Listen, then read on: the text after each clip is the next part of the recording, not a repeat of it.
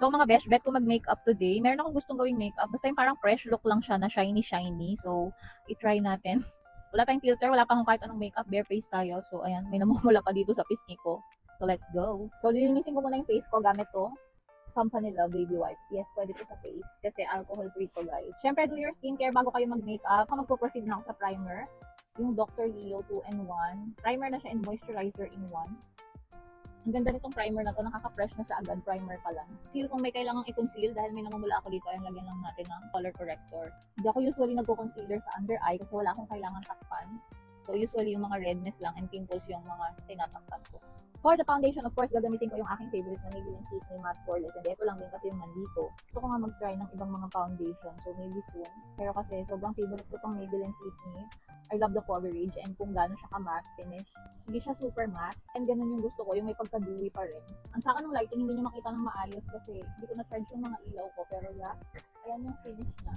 May pagka-matte siya and full coverage. Hindi siya sobrang matte na parang flat na flat. May pagka-dewy rin siya ng konti.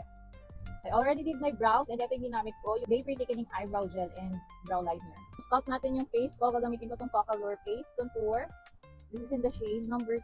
Taba yung face ko, so kailangan natin mag-contour. So, i-contour ko muna itong side na to para makita natin yung difference.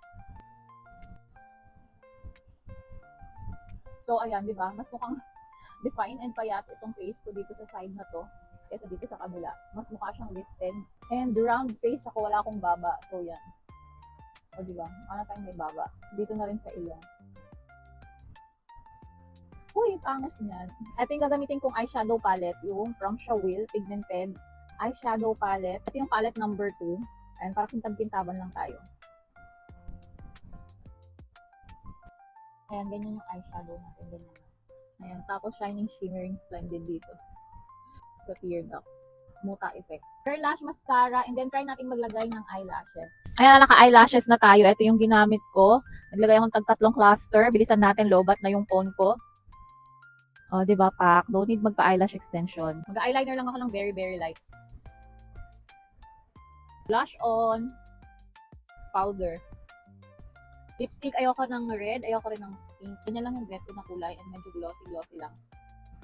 Dust off ko lang yung powder. Then, highlight. Highlight tayo ng bongga. Oh. Ang gusto ko yung shiny-shiny na makeup. Ito yung sinasabi kong shiny-shiny. Shiny-shiny. Ah, sino ka dyan? Fresh lang na makintab. Ayan, ganyan yung gusto ko i-achieve. Tanggalin ko siguro itong mga curlers ko and magpalit akong damit para mas mai-aura natin ng maayos. And this is the final look of Pak. Sino ka dyan? O, i-aura mo, ante. Ito yung sinasabi kong makeup na